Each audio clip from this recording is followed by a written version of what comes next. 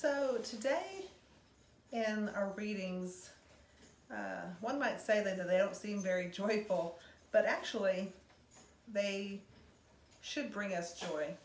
The first reading that we listen to in the liturgy is from the prophet Zephaniah, and he says that even though the Israelites have turned away from God, God wants them back.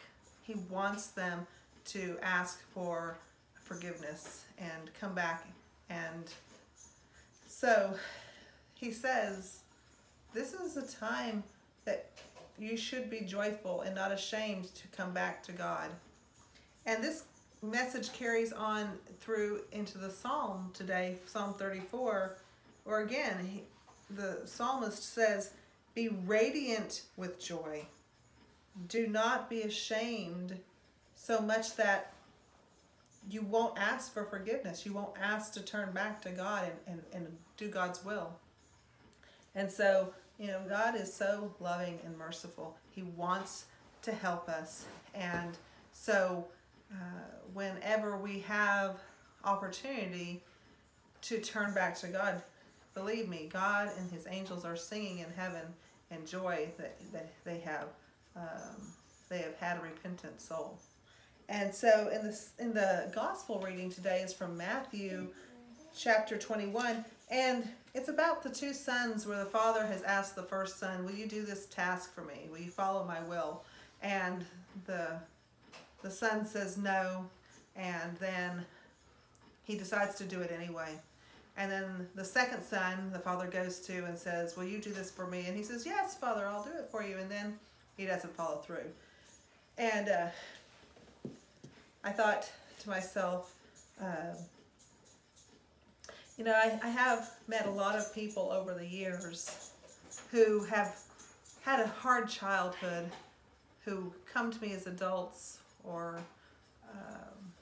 at some point in spiritual direction, and they want to know how they can do something better in their lives, and so because of the counseling that I've done that's more spiritual, I always tend to ask them, when did you feel the most joy?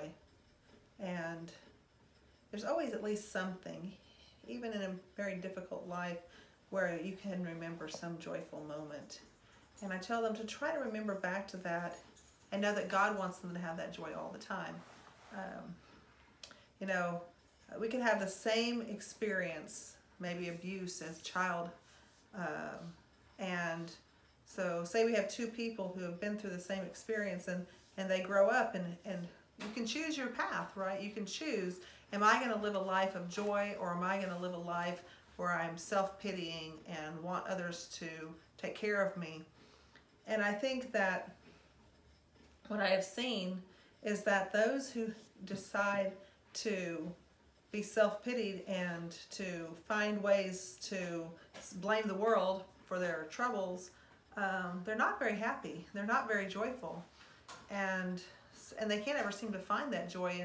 And I oftentimes they don't come back for counseling, so it's very frustrating. But those who do, those who say, yes, there was a moment in my life where I felt joy, and I want that joy back again, they tend to be happier.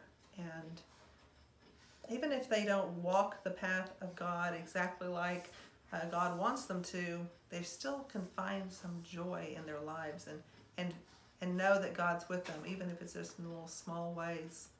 So I say that the better path, regardless of what struggle you're in or what sin you think you've committed that will take you away from God, to go back and find that joy. And in this week of Advent, that's what we're allowed to do. We're allowed to say, I want joy in my life.